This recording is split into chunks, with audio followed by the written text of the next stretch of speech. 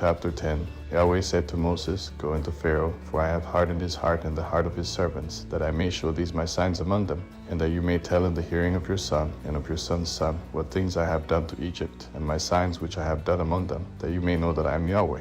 Moses and Aaron went into Pharaoh and said to him, This is what Yahweh, the God of the Hebrews, says, How long will you refuse to humble yourself before me? Let my people go, that they may serve me. Or else, if you refuse to let my people go, behold, tomorrow I will bring locusts into your country, and they shall cover the surface of the earth, so that one won't be able to see the earth.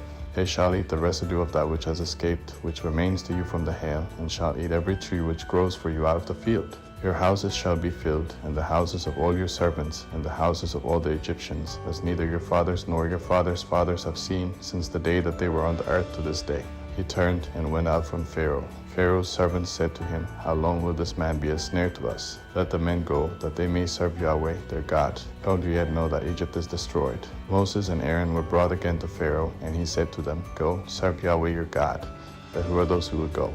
Moses said, We will go with our young and with our old. We will go with our sons and with our daughters, with our flocks and with our herds, for we must hold the feast to Yahweh.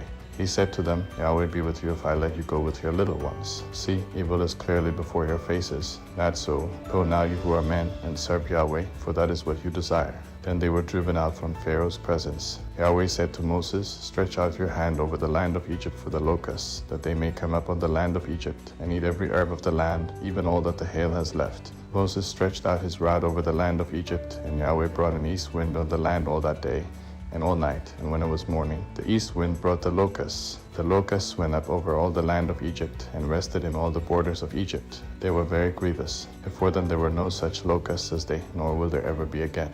For they covered the surface of the whole earth, so that the land was darkened, and they ate every herb of the land, and all the fruit of the trees which the hail had left. There remained nothing green, either tree or herb of the field, through all the land of Egypt. Then Pharaoh called for Moses and Aaron in haste, and he said, I have sinned against Yahweh your God, and against you. Now therefore please forgive my sin again, and pray to Yahweh your God, that he may also take away from me this death. Moses went out from Pharaoh, and prayed to Yahweh. Yahweh sent an exceedingly strong west wind, which took up the locusts, and drove them into the Red Sea. There remained not one locust in all the borders of Egypt. But Yahweh hardened Pharaoh's heart, and he didn't let the children of Israel go. Yahweh said to Moses, Stretch out your hand toward the sky, that there may be darkness over the land of Egypt, even darkness which may be felt. Moses stretched out his hand toward the sky, and there was a thick darkness in all the land of Egypt for 3 days. They didn't see one another, and nobody rose from his place for 3 days. That all the children of Israel had light in their dwellings. Pharaoh called to Moses and said, Go, serve Yahweh. Only let your flocks and your herds stay behind.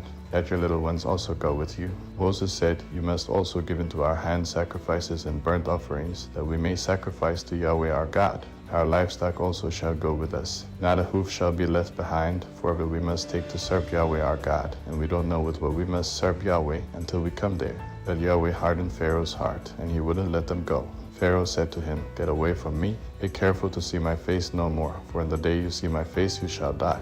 Moses said, You have spoken well. I will see your face again no more.